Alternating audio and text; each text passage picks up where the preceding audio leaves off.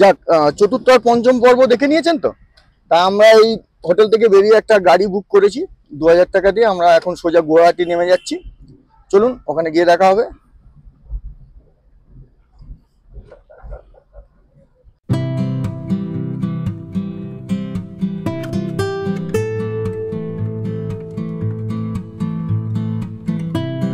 সামনেই হচ্ছে গুয়াহাটি স্টেশন, আর ওই হচ্ছে হোটেল ভার্গবিন। এখানেই রুম নিয়েছি। এই হলো হোটেল ভার্গবিনের প্রবেশ পথ, মার্কেটের মধ্যে দিয়ে। এই হলো রিসেপশন, আর এই হচ্ছে ব্রিটিশ আমলের লিফট এটা। চলো দরজাটা বন্ধ করে দাও।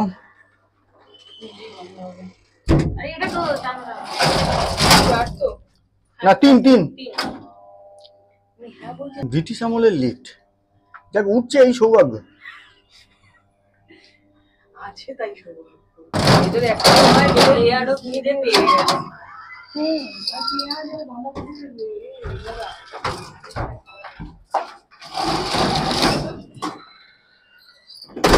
এই যে লিফট থেকে বেরোলেই এই যে পাশে স্টেডিয়াম।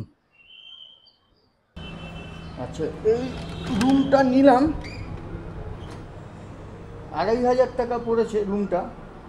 এখন রুমটা কিন্তু বিরাট বড় রুম। এই যে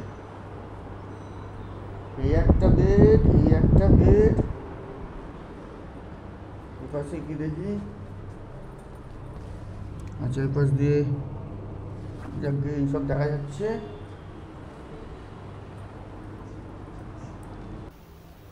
পল্টন বাজারে প্রচুর হোটেল আছে, আপনারা দেখে শুনে আপনাদের পছন্দ মতো ঘর বুক করে নিতে পারবেন।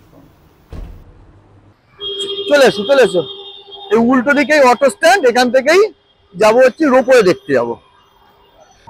আমরা একটা অটো ওই ভার্গবিনের উল্টো দিক থেকেই 150 টাকার বিনিময় ঠিক করে এখন চলেছি আর কি রোপওয়ের কাছে। চলো রোপওয়েতে কি চড়ি না চড়ি সবই দেখাচ্ছি। রাস্তায় জ্যাম ছিল, তাই 10 মিনিট লাগলো, নাহলে 5 মিনিটও লাগে না এই রোপওয়েতে এসে পৌঁছাতে। 150 টাকা আর কি আমাদের কাছ থেকে বেশি নিয়ে নিল, নতুন তো। এই চলে এসেছি রোপওয়ে টার্মিনালে।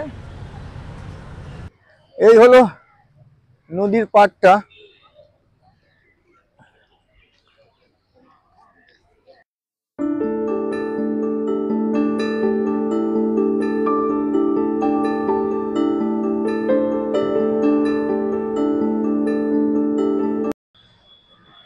এদিক দিয়ে পুরো ঘুরে যেতে হবে।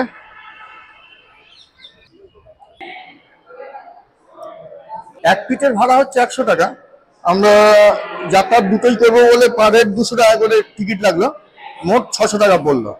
এই সব এখানে বসে আছেন, এই ওয়েটিং রুম।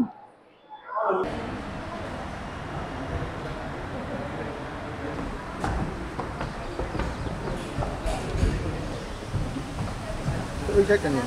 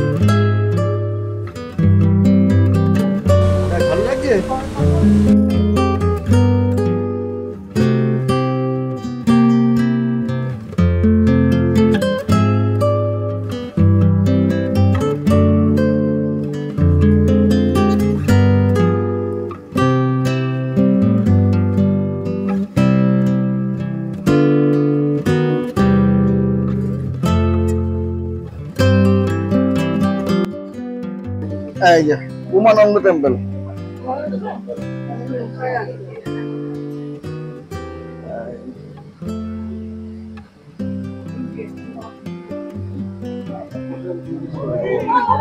বাবা,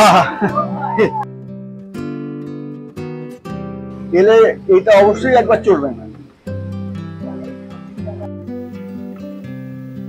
উমানন্দ মন্দিরের দর্শন কাছ থেকে পেতে চাইলে সেক্ষেত্রে জলপথে যাওয়াটাই একমাত্র উপায়।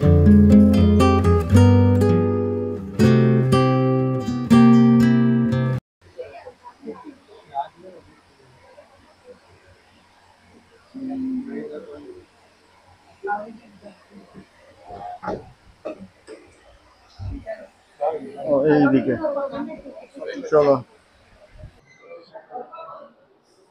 এই নদীর এপারে আমরা যেখানে এসছি সেখানটা আর কি এখানে বিশ্রামের জায়গা। এবার আমরা একটু বাইরে যাই, বাইরে বেরিয়ে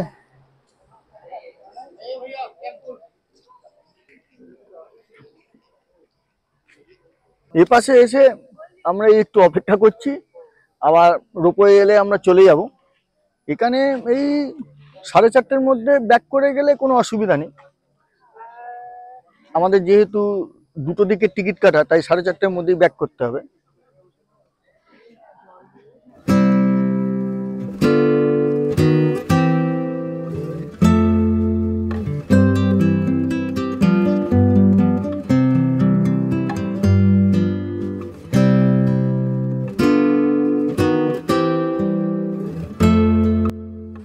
বেশিক্ষণ আর দাঁড়ালাম না, এই ফিরে চলেছি আবার যেখান থেকে উঠেছিলাম সেই দিকে।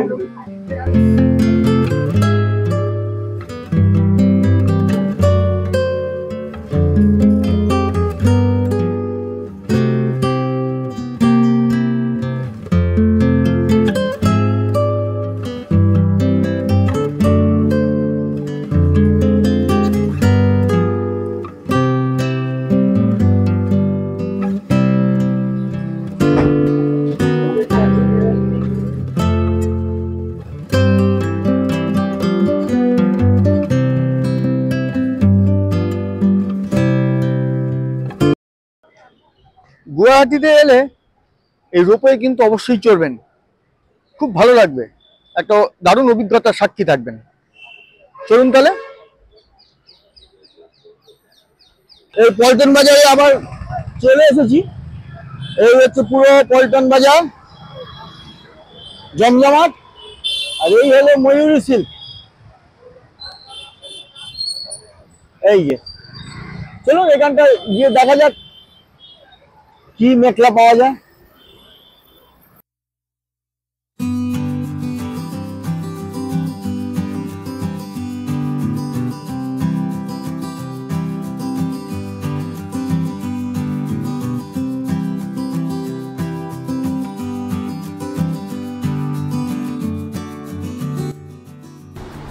গুয়াহাটিতে এসে আর কি মেখলা কিনছে।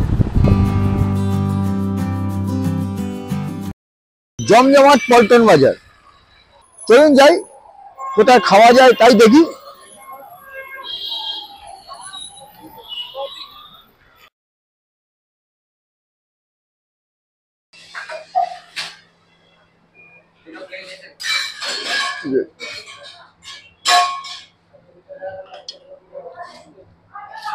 আমরা আরো চিকেন কারি আর কাতলা কারি আর কি অতিরিক্ত অর্ডার দিয়েছি, এর জন্য অতিরিক্ত দাম দিতে হবে। কাতলা কারি হচ্ছে 110 টাকা আর চিকেন কারি হচ্ছে 120 টাকা।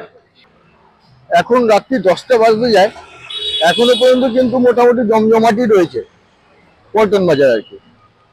তবে 12 আনা রেস্টুরেন্টের যা নাম শুনেছিলাম সেই অনুযায়ী কিন্তু খাবার দাবার একেবারে আহামরি কিছু না, মানে খুবই মামুলি আর কি। যাই হোক, আগামীকাল একটা অন্য একটা রেস্টুরেন্টে ট্রাই করবো। তাহলে গুড নাইট। সুপ্রভাত বন্ধুরা, আজকের আমাদের শেষ দিন। আমরা আজকের এখান থেকে কলকাতায় ফিরে যাব। এই হোটেল থেকে কিন্তু বাইরে সিনারিটা কিন্তু সুন্দর দেখা যায়, দেখুন।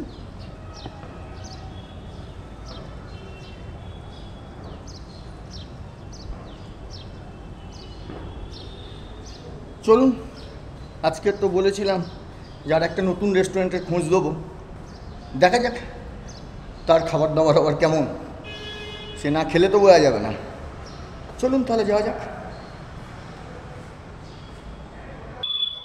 ওই যে দূরে নেপালি মন্দির, আর নেপালি মন্দিরের উল্টো দিকে এই রাস্তাটাতে গেলেই মা কালী রেস্টুরেন্ট পেয়ে যাবেন। 12 আনা রেস্টুরেন্টের একটু আগেই এই হচ্ছে মা কালী হোটেল। হ্যাঁ, এদের খাওয়া দাওয়া কিন্তু বেশ ভালো। আমি দুপুরে খাবার প্যাক করে নিয়েছি, অবশ্য টেস্ট করে।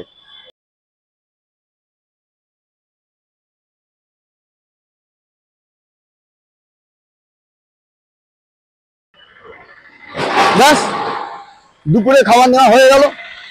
আর কি, আর তো বিশেষ কিছু দেখানোর বাকি নেই। বিশেষ কিছু মানে কিছুই আর বাকি নেই দেখানোর। তো মেঘালয় ভ্রমণের শেষ পর্ব এখানেই তাহলে শেষ হলো। হ্যাঁ, আবার তাহলে দেখা হবে অন্য জায়গায় অন্যভাবে। চলি, কেমন? না, এই যাত্রায় আর কামাখ্যা মন্দিরে মায়ের দর্শনের জন্য যেতে পারলাম না, কিন্তু পরের বার এলে অবশ্যই মায়ের কাছে একবার মাথা ঠুকে আসবো। এবারকার মতো না হয় দূর থেকেই বলি, জয় মা কামাখ্যা।